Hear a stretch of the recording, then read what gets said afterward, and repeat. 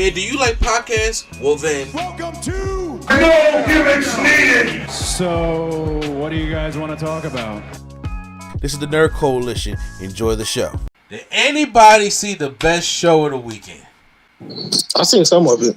The best show of the weekend. I was performing at it. No, I'm joking. Hey, stand on that. Stand on that. Stand on that. You damn Skippy.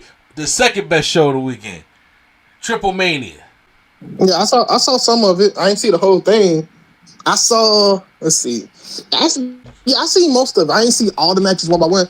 I seen some foolish stuff. Some I almost said, but I just seen a lot of stuff. That's all I'm saying. Yeah. No. Okay. Well, no. I wanted to just go over there. I'm not going to do a detailed review of it, but I do want to go over TRIPLEMANIA. It's the first WWE TRIPLEMANIA that they did. So it was because honestly, TRIPLEMANIA has been like. They had JBL on commentary too. What you say? They had JBL on commentary too. Yeah, they had JBL, they had Conan, and they had Corey Graves. And also, when it came in the middle of the show, Rey Mysterio inducted Conan into AAA Hall of Fame.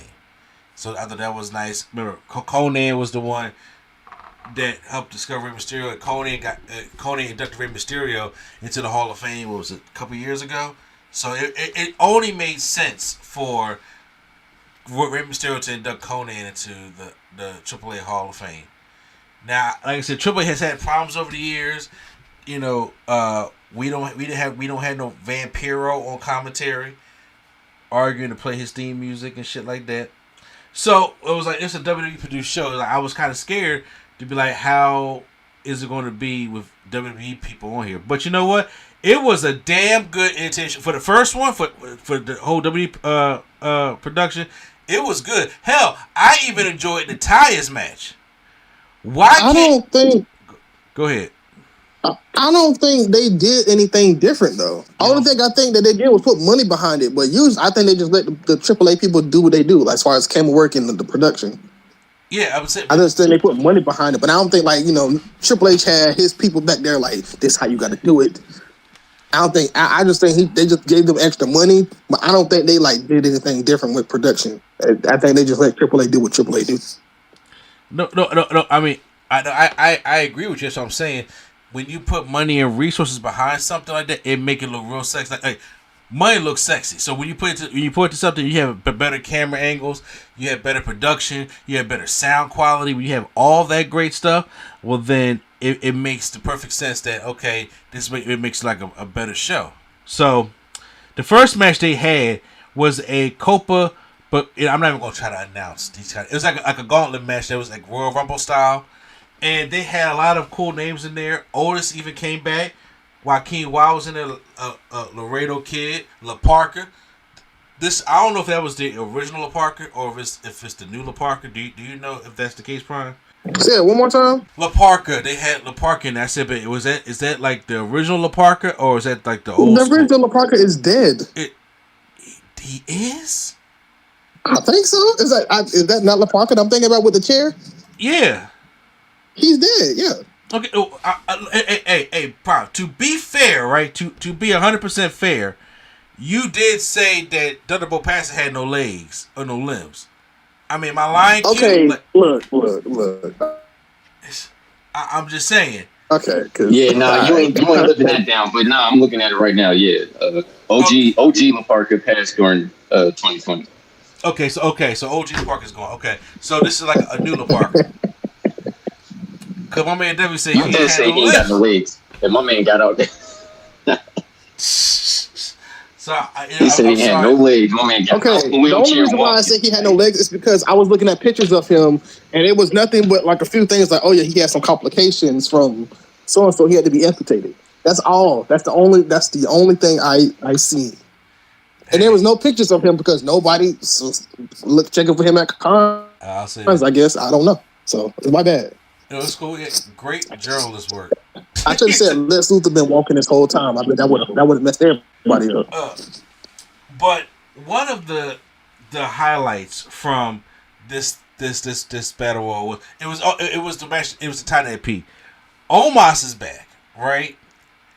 And because he was doing work in Japan, they pulled him. He was a champion over there for a minute.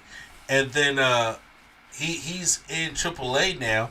I don't know if they're going to have him down there, but he been doing work. But they also have Microman. Microman's like this little midget that they have. And he came up in the battle royal. But it was funny because it was like Microman literally comes up to Omos's kneecap. It's insane because he tried to hit him on his leg and Omos like flicked his leg like something was on his leg. And then he kept trying to hit him. He turned around. Omos is looking like, I don't see who the hell is down there. And he just looks down. That visual of him looking down. It's like, this has got to be what the Bible was talking about with David and Goliath. It has to be. Back when people was that short and like 70, like, Omos is a freaking giant. Microman comes up literally to his kneecap. That's insane. That's a massive human being right there. And then he goes around and he just kicks the shit out of him. I thought that shit was hilarious. Like he just literally barely picks up his foot and just stomps him down like a bug. Picks him up and just tosses him out. Omos wins the whole Battle Royal Gauntlet matchup. It was just like that visual was hilarious. So, it probably I know you saw that part. But yeah, having Omos win it was a little like, I will say that the match in itself is actually kind of a good, interesting match. It got you WWE talent. It got you the AAA talent. I liked it. It was it was like something new, something fresh. You get to see new people that you ain't seen before, which is always good. We haven't seen certain people, then they come out and they surprise you or they do moves that you ain't never really think that people would do. But Omos, I can tell Omos is going to win it because Omos is a big deal in Japan. I forgot which company it is. He's a big deal in Japan. Like, he's over there, he's over. He's kind of like when Great Khali was in New Japan and he was over and he comes over here and he ain't really doing nothing. Yeah. But I can see why he would win. They might start use. I'm not gonna say they're gonna use him on AAA, but I'm saying I wouldn't be surprised if he's like doing more AAA than WWE. Yeah, that's what he's gonna do. They pulled it from Japan, so I can see him doing more AAA stuff than WWE stuff. And like I said, he's getting his reps down because Omos is looking a lot better than he was when he was there.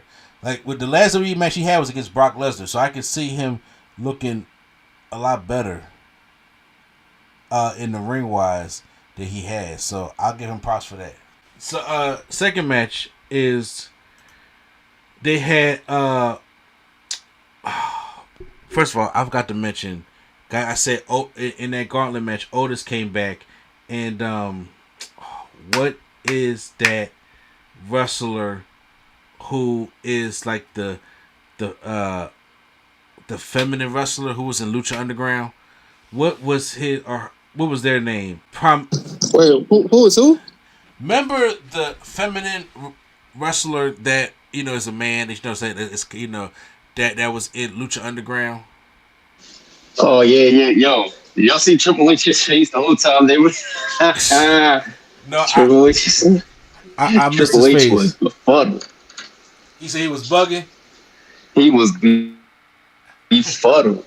This ain't how we're supposed to do things. Then they kissed their opponent too. Triple H was bothered, bro.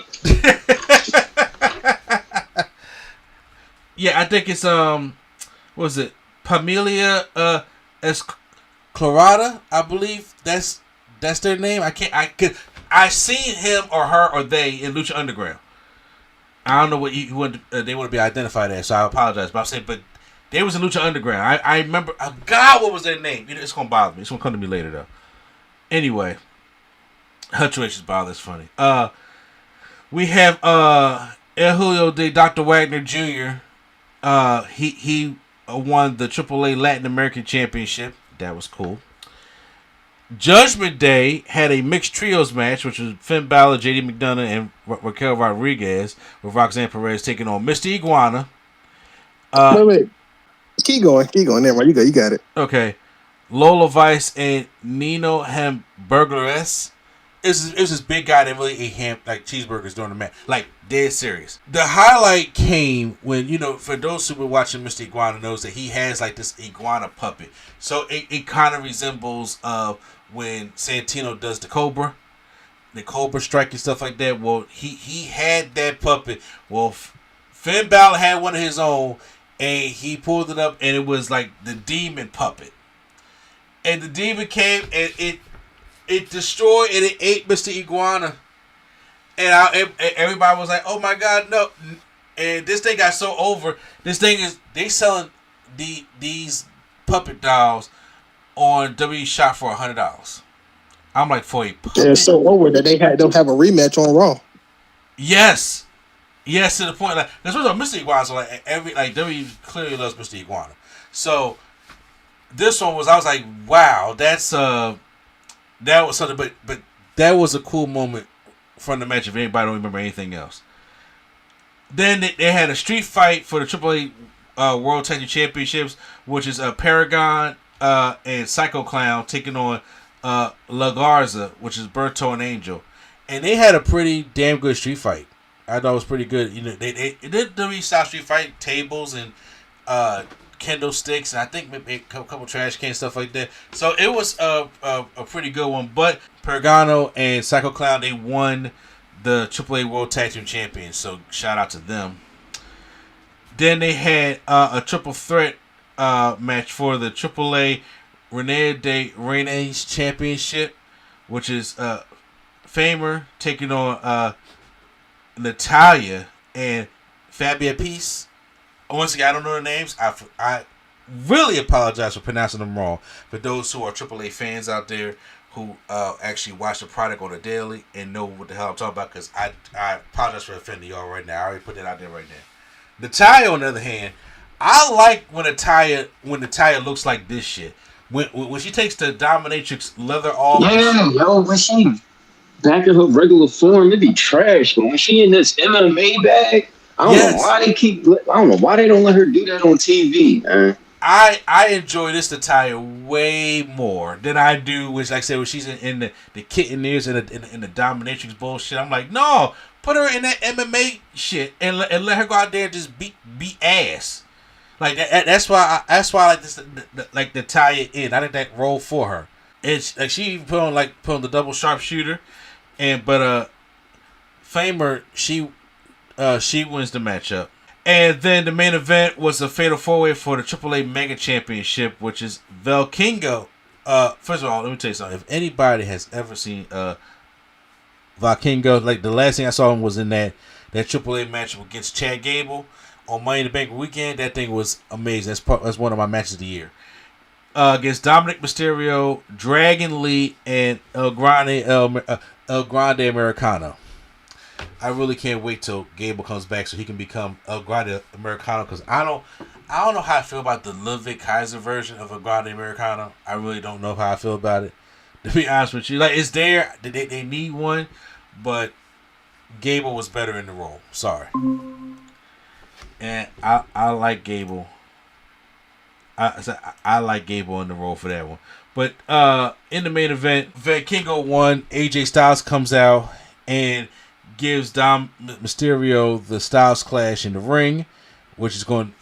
AJ's coming for the Intercontinental Championship. Just letting anybody know that right now. But yeah, I thought it was a good fatal four-way, and like I said, I thought they was gonna give it to Dom low key. Say what? I thought they was gonna give it to Dom low key. Well, that's why I thought until AJ Styles came out. Well, and I was just like, well, it's possible they can give it to Dom, but I'm saying, but it's Valkingo, and he was the only AAA member in that ring. Everybody else was WWE people. Even like I said, Dragon Lee, WWE guy now. So I get it. But overall, I thought it was a really entertaining show. I thought, like I said, when it came to the wrestling shows, I think that was probably the most entertaining show of the weekend. Would y'all agree with that? Or Prime, would you agree with that? If anybody saw it or seen the highlights of it? Man, I can agree with that. It was very entertaining. Like I said, it made for good matches, good moments. Like I said, the Omos and Microman thing had me dying. So I thought I like seeing stuff like that. The demon puppet against Mr. Iguana, I thought that was dope. I like the street fight. The tie is dope. You know what I'm saying? So and then I can never get enough of Valkingo. So Yeah, but so and that's our review of Triple Mania. So so far the partnership seems to be working out with AAA. So I'm liking it. And once again, congratulations to Conan for being in the AAA Hall of Fame. Well deserved. And Conan deserves to be in any Hall of Fame because Conan been doing this for a long time. So all right, guys. So are we going to ignore? Are we going to ignore what Ray said? Oh shit! That's right. That's right. The fans, for those who don't know what Prime's talking about. Oh yeah, I remember, man. Ray, you're. I'm trying not to be Now in that bag anymore because I'm almost famous. Ray, you're a clown, bro. What are you doing, bro? So what are you doing? Here's the thing. I don't know if we're talking about the same thing. The one I'm talking about is the Alberto El Patron thing. Is that what y'all talking about? Yeah. Yes. Yes. Okay. Yeah. Because the crowd was chanting. They weren't Alberto. I was like, why? But still. And then Ray said in Spanish that basically, I don't know verbatim what he said or had the transcript in front of me, but basically he said, "Listen, I'm gonna bring it back here. We're gonna run it back, and I'll bring it back, probably in the WWE." Why? Why y'all bringing that toxic bag of shit back to WWE? Like, I get it. He's popular down there in Mexico, and he's, the aristocrat. Everybody loves Alberto Del Patron, but he don't need to come back to WWE at all. And if Vince ever said one thing, he said who he not bringing back is Alberto Del Dipshit. And I'm like, Ray, don't do this, bro. Now, once again, is it my Rey Mysterio bias kicking in? Because I'm just like, I'm hoping like, well, he told it to shut the crowd up. And then the practical person in me is just like, why the fuck would you even say that, bro? You know what I'm saying? Why the fuck would you even say that? Don't tease these people like this.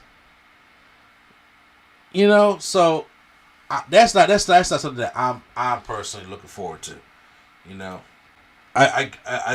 Is there any more thoughts on today? Because like I said, I already know Q already called him a clown. But I ain't got no thoughts. Keep that dude out of the company, bro. Seriously. How about you, Prime? Yeah, no, I don't have no thoughts. I don't even know why he think it's okay to bring him back. Like, do you not know what he did? He did a lot of shit. Like, see, this is the see here I go again.